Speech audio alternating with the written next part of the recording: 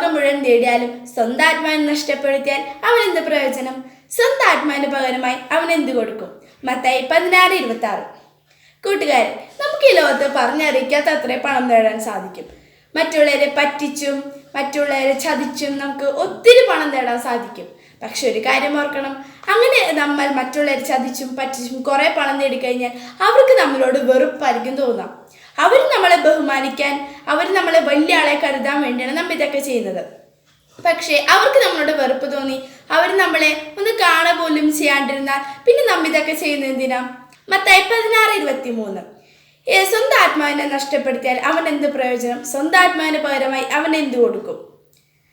കൂട്ടുകാരെ, നമുക്ക് ഈ ലോകത്ത് നമുക്ക് ജീവിക്കണമെങ്കിൽ ആരോഗ്യം പ്രധാനമാണ്. ആരോഗ്യമില്ലെങ്കിൽ നമ്മൾ ഇതൊക്കെ ചെയ്തിട്ട് ഒരു കാര്യവുമില്ല. ഒരു കാര്യം ഓർക്കണം, ആരോഗ്യമാണ് നമുക്ക് വേണ്ടത്. അതുകൊണ്ട് ആരോഗ്യമില്ലെങ്കിൽ നമുക്ക് ഇതെല്ലാം ചെയ്തിട്ട് ഒരു കാര്യവുമില്ല. നമുക്ക് ഈ ലോകത്ത് അത്യാവശ്യമായി വേണ്ടത് ഒരു കാര്യമാണ്, ദൈവത്തോട് ഐക്യപ്പെടുക. ദൈവത്തോട് ഐക്യപ്പെട്ടില്ലെങ്കിൽ ഒരു പ്രയോജനവുമില്ല.